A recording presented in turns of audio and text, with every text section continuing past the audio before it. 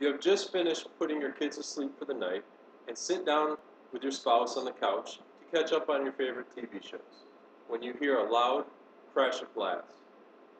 You immediately reach for your legal handgun locked in your gun safe. You walk to the kitchen where you hear the noise coming from and you yell out to the direction of an intruder, and the criminal bolts out the window and off to the darkness. You then call 911 and immediately check on your family, while you reflect on how you just kept yourself and your family safe from a criminal. Removing the guns from the legal gun owners will only increase violence and violent crimes by not allowing gun owners their constitutional right to protect themselves or their neighbors from criminals. I have been a legal gun owner for all of my adult life, and I feel the attack on gun owners, legal gun owners, is more than just a gun issue. I believe this is attacking our freedoms to protect ourselves.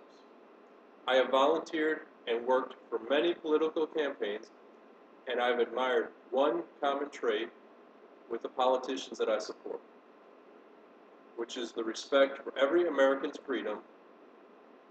In this speech, I will give you a reason why I feel bans on assault rifles, handguns, and high-capacity magazines will only hurt the safety of our Americans.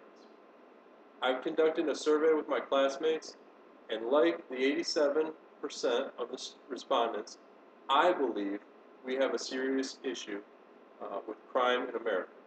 But I will not blame the guns for being the problem when a person is the one who needs to commit a crime with a gun.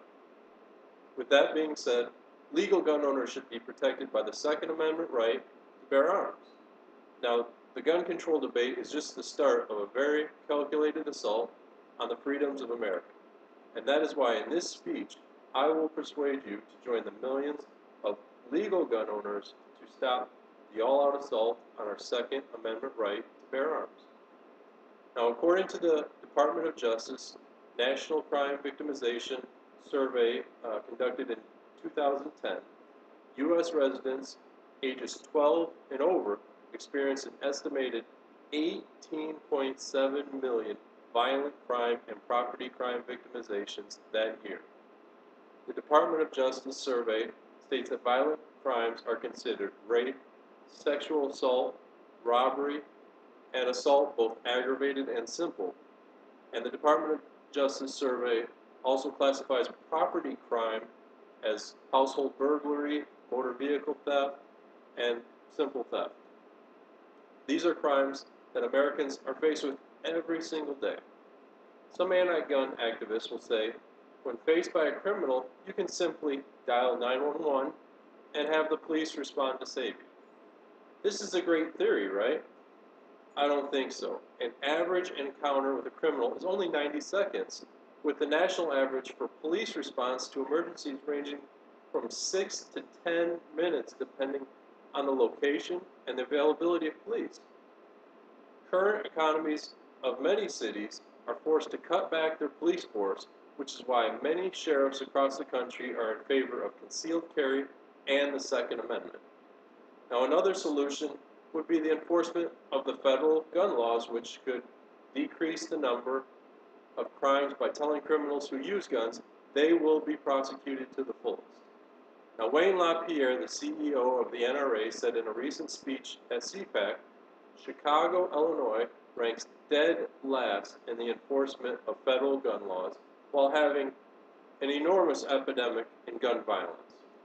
These are the reasons why adding more gun laws will do nothing to fix the problem if we cannot enforce the laws we already have.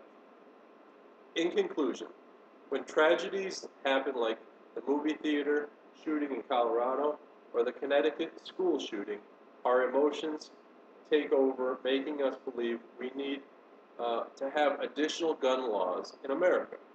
But we need to remember how many laws were already broken by the two individuals who committed those heinous crimes.